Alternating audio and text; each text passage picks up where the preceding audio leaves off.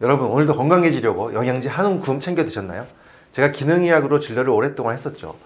그때 진료실에 오시는 환자분들이 가방에서 이 영양제들을 주섬주섬 꺼내 놓으시면서 이렇게 말씀하십니다. 박사님, 제가 몸에 좋다는 건 다 사서 먹고 있는데 왜 더 피곤할까요? 하고 물으시는데요. 그런데 제가 드시고 계신 영양제들을 자세히 살펴보면 물론 알차게 잘 챙겨 드시는 분들도 있지만 대부분은 그렇지 않아서 제 마음이 좀 착잡할 때가 많이 있습니다. 비싼 돈 들여서 사셨는데 정작 몸에는 독이 되는 조합도 있고요. 기초 영양소는 다 무너졌는데 유행하는 유명한 영양제만 드시는 경우도 많거든요. 마치 밑 빠진 독에 프리미엄 생수를 붓고 있는 격이랄까요?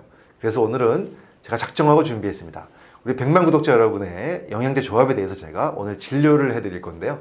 특히 가장 많이 하시는 실수 5가지 사례를 통해서 어떻게 먹어야 진짜 좋은 보약이 되는지 낱낱이 알려드리겠습니다. 자, 오늘 영상 끝까지 보시면 여러분의 영양제 쇼핑 리스트가 완전히 바뀌실 겁니다. 그리고 제가 구독자님들과 소통하는 네이버 밴드 건행모가 있는데요. 아래 설명란 더보기란 보시고 들어오시면 되고요. 그곳에서 개인적인 질문과 답변 드리고 있고요. 또 엄선된 제품을 공동 구매도 하고 있으니까요. 많이 들어오셔서 소통하시면 좋겠습니다. 자, 그럼 바로 시작하겠습니다.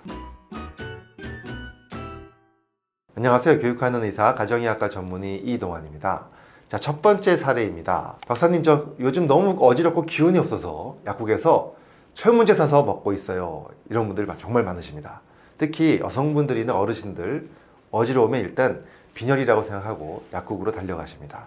그런데 여러분, 이건 정말 위험한 도박일 수 있습니다. 철분은 우리 몸에서 아주 독특한 녀석인데요. 부족하면 이 혈액 속의 혈색소 수치가 떨어지죠. 이것을 우리가 빈혈이라고 부릅니다. 그러면 산소 운반이 잘 안 돼서 숨이 차고 어지럽고 피곤해지죠. 그런데 문제는 철분이 너무 많이 남으면 이것이 독소로 변합니다. 우리 몸에서 철분이 과잉되면 어떤 일이 벌어질까요? 바로 이 활성산소의 원인이 됩니다. 철분이 산소와 만나면 녹이 슬죠. 이처럼 활성산소가 많아지면 우리 몸속 장기들을 녹슬게 만드는 겁니다. 그래서 간을 공격하고 심장을 공격하고 심지어 노화를 촉진하게 되죠. 특히 간이 안 좋은 분들은 특히 조심하셔야 되는데요. 간 수치가 높거나 또는 비형 간염 보균자인 분들은 철분이 부족한지 검사도 안 하고 함부로 드시면 절대 안 됩니다. 이렇게 검사도 없이 철분제를 계속 드시는 거는 불이 나지도 않았는데 집안에 소방서를 계속 불러서 집을 물바다로 만드는 것과 같습니다. 그래서 철분제를 먹기 전에는 반드시 병원에 가셔서 혈액 검사를 먼저 해보셔야 하고요. 철분 검사 수치가 정상인데 어지럽다면 그건 철분 부족이 아니라 혈액 순환이나 자율신경계 문제나 그 밖에 다른 가능성이 훨씬 더 큽니다.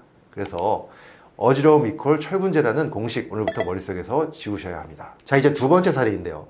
정말 흔한 경우이고요. 제가 참 안타까워하는 경우입니다. 자, 상담을 해보면 비싼 홍삼이나 침향환 또는 커큐민, 프로폴리스 등등 여러 가지 건강에 좋다는 허브 추출물은 꼬박꼬박 챙겨 드시는 분들이 정말 많으신데요.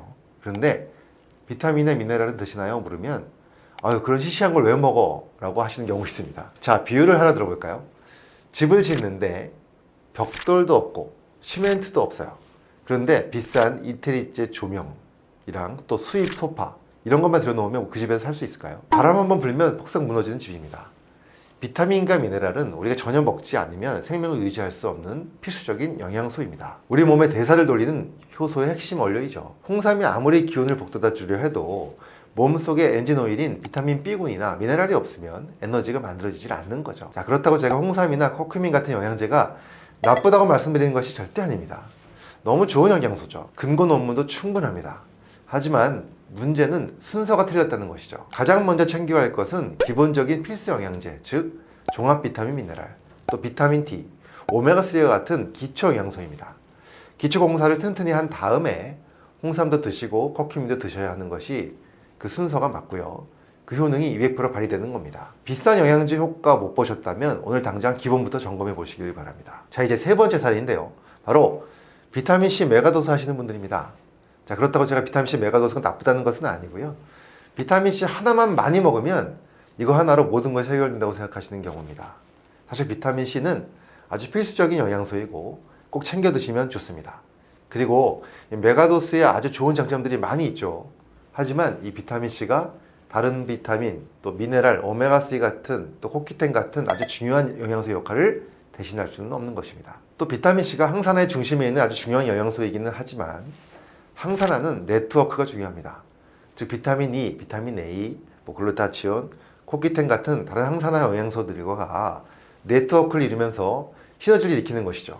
그래서 비타민C 하나만으로 모든 것이 해결된다고 생각하시면 안 되고요. 또 비타민C 항산화 작용 덕분에 염증을 줄여주는 효과도 기대할 수 있습니다만 오메가3의 강력한 미세염증을 낮추는 작용을 대신할 수는 없다는 것이죠. 그래서 비타민C 메가도스를 하셔도 꼭 필요한 다른 영양소, 즉 비타민 D나 오메가3, 또 40대 이상이라면 코엔자임 Q10 같은 영양소들도 꼭 함께 챙기셔야 합니다.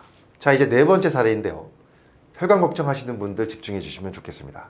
대부분 이 혈관 건강이 걱정되시는 분들은 오메가3는 잘 챙겨 드시죠. 좋습니다.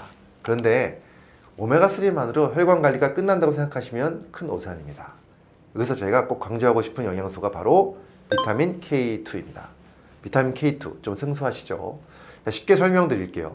자, 우리 몸속에 칼슘이 뼈로 가야 하는데 길을 잃고 혈관벽에 달라붙는 경우가 있습니다. 이걸 혈관 석회화라고 하는데요. 혈관이 딱딱해지는 거죠. 자, 비타민 K2는 이 길을 잃은 칼슘의 뒷덜미를 잡아서 뼈 안으로 집어넣어주는 교통경찰 역할을 합니다. 그래서 비타민 K2는 혈관 건강뿐 아니라 이 뼈 건강에도 아주 좋은 것이죠. 그래서 골다공증 걱정하시는 분들도 칼슘만 챙겨 드시지 마시고요. 비타민 K2도 꼭 챙겨 드시는 것이 좋겠습니다. 그리고 이 코큐텐도 혈관 건강에 도움이 되는데요. 코큐텐은 우리 심장 근육의 에너지 공장을 돌리는 연료입니다. 그런데 나이가 들수록 이 연료가 줄어들죠. 심장이 힘차게 펌프질을 못하면 혈압 조절도 잘 안 되고 금방 숨이 차게 됩니다. 그래서 혈관을 깨끗하게 청소해 주는 게 오메가3라면 혈관이 딱딱하지 않게 지켜주는 게 비타민 K2이고 또 혈관을 통해 피를 쏴주는 펌프의 힘은 코큐텐입니다. 이 혈관 삼총사를 기억하시고요. 또 비타민 D도 혈관 건강에 큰 도움이 된다는 것도 알고 계시면 좋겠습니다. 자, 이제 마지막 다섯 번째 사례인데요. 이것이 오늘 내용 중 어쩌면 가장 중요할 수도 있습니다. 바로 당뇨약, 혈압약, 고지혈증약 드시는 분들이 하시는 말씀인데요. 박사님, 제가 약을 이렇게 많이 먹는데 영양제까지 먹으면 간이나 신장에 무리가 가지 않을까요? 하는 것입니다. 자, 그러면 제 대답은 아닙니다. 약을 드시기 때문에 영양제를 더 챙겨 드셔야 한다는 것입니다. 자, 이게 무슨 소리냐고요? 자, 전문 용어로 드럭먹어라는 개념이 있습니다. 약이 우리 몸에 들어와서 작용하면서 우리 몸속 꼭 필요한 영양소들을 도둑질해 간다는 뜻인데요. 고지혈증 약은 우리 몸에 코큐텐을 싹 쓸어갑니다. 그래서 이 약을 오래 드시면 근육이 아프거나 기운이 없어질 수 있고요. 그래서 코큐텐을 꼭 함께 보충하시면서 약을 드셔야 하고요. 또 당뇨약은 비타민 B12의 흡수를 방해합니다. 부족해지면 손발이 저리고 신경염이 생길 수도 있습니다. 그리고 일부 혈압약은 마그네슘, 칼륨 같은 중요한 미네랄을 소변으로 다 내보냅니다.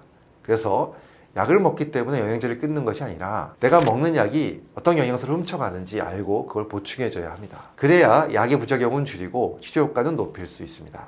이건 선택이 아니라 생존의 문제입니다. 물론 이미 고혈압, 당뇨가 너무 오래돼서 신장 기능이 잘못되어 있는 경우도 있습니다. 신장 기능이 이미 떨어져 있는 경우는 영양제를 드실 때 꼭 담당이와 상의를 하시면서 챙기셔야 한다는 것도 알고 계시면 좋겠습니다.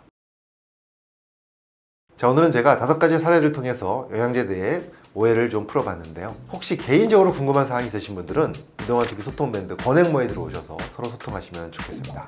아래 설명란 참고하시고요. 우리 구독자님들 자신에게 딱 맞는 좋은 영양제 잘 챙겨 드시고 더 건강하시고 행복하시길 바랍니다. 감사합니다.